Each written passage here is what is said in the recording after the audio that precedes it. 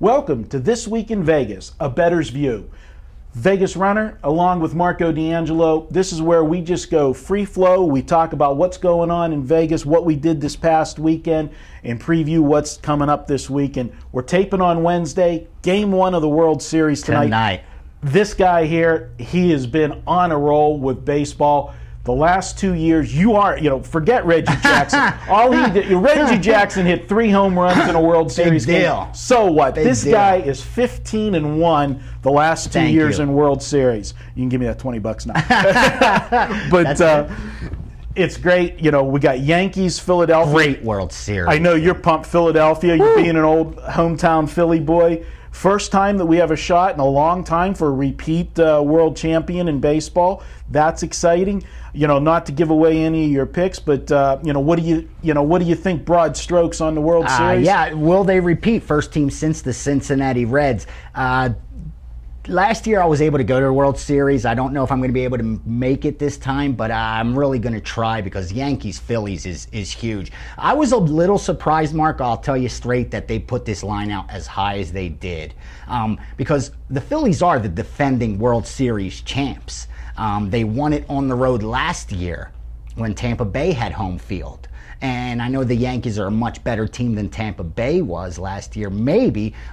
But to be minus 200 when Tampa was only minus 135, I believe, that's big to me, especially since the way Philly has played in these playoffs. So I think the price is high. I can't understand it. I haven't jumped ahead. I'll tell you straight to grab the value on Philly. I don't need to. Mm-hmm. I have a future ticket on them. But I'll tell you straight out, I'm not hedging that bet either.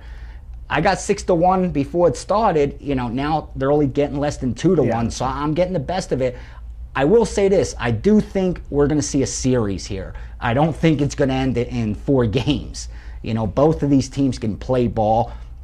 Great offenses. A little surprised with a low total for Game 1, but look at the pitching matchup. Well, yeah. And if you're a Cleveland Indian fan, we feel bad for you because, you're sitting there watching the last 2 Cy Young Award winners that both won them in your uniform, and they're starting against each other in the World Series. That's got to really make you feel bad. But me looking at this series, this is how I look at it. It comes down to you always look at matchups.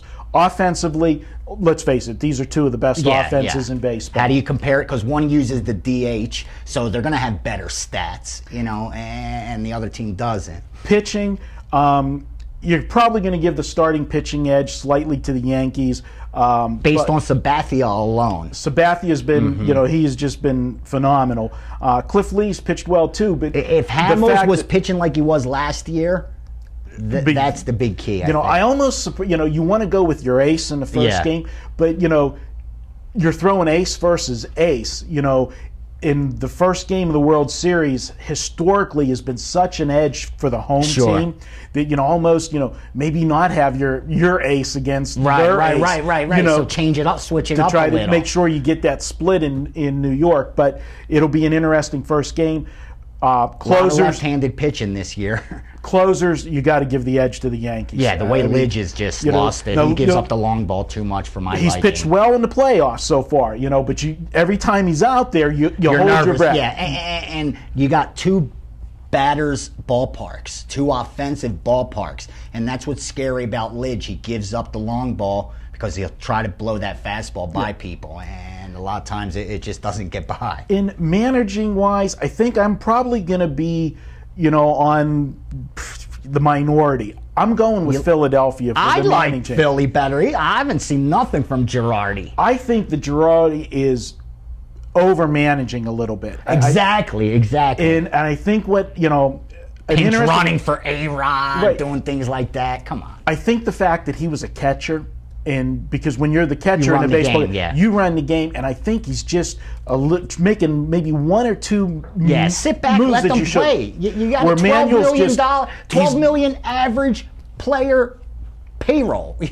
Let these guys earn it, dude. What are you pulling all the strings for? Absolutely. So that could come back to haunt them somewhere down the line. But Either way, it's going to be a good Great World Series. Great series. Like I said, this guy's 15-1 with World Series. I'm ready to go. You know, I know I'm in your shadow, but baseball season, I'm up 45 units for Not the year. too bad, and that's based on one, 2, and 3 units. So we found a couple winners there too. So check us out for the baseball. This week in Vegas.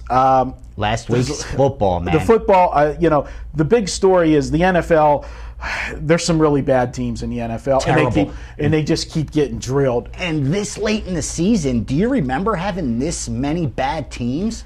I mean, you know, the season's not halfway over, but we're almost there. And I don't remember a time where there's so many teams that are just that bad, that many double-digit spreads this early in the season. And they're just getting drilled. I mean, the bad are, you know, a couple stories from this weekend. I don't know if you got any battle wounds you want to, you know, talk about this week. I mean, I had a good week. I hit my, you know, game, my college the warm-up game of the year on Saturday with Mississippi. You know, great play.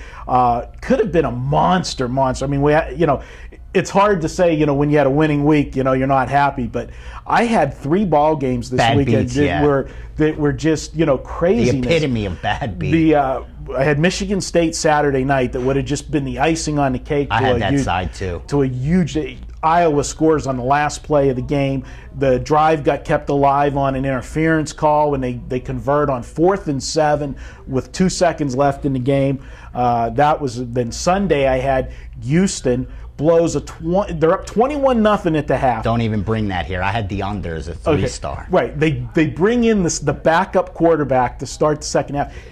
You would have thought they put Joe Montana in the second half. I mean, so many times, you know, when they make that switch. Alex Smith. Yeah, that was crazy. Now, the final game that was just crazy was Monday night. Now, I did get the winner, but I got to tell you, I mean, honestly, I didn't watch the second half. I was 37 points at the half. I had the under. What's there to watch? I had the over on Monday night. I'm out to dinner with my fiance.